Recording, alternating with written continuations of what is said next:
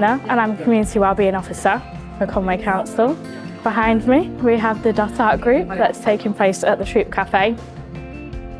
I'm Josie and I've been coming to this for about 2 years now.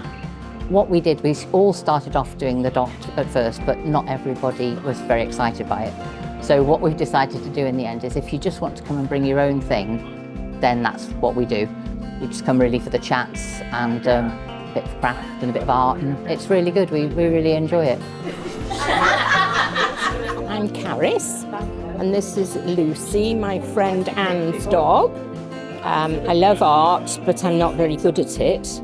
But it doesn't seem to matter here because we just enjoy ourselves and do what we like. So I came here with a friend and she introduced me to the dot art, but I'm not very good at it. But, you know, it doesn't matter. It's almost as though the end product is not as important as the process and the opportunity to meet other people. And we all go away feeling happier than when we arrived. And that's the most important thing, I think.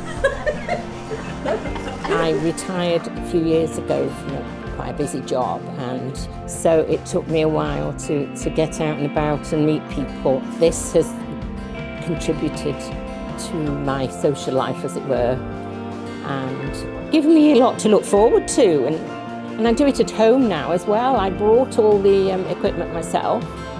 So I do dot arting at home. So yeah, so it really has changed my life in lots of ways. I think the whole point of it really isn't to do with art, it's to do with friendship.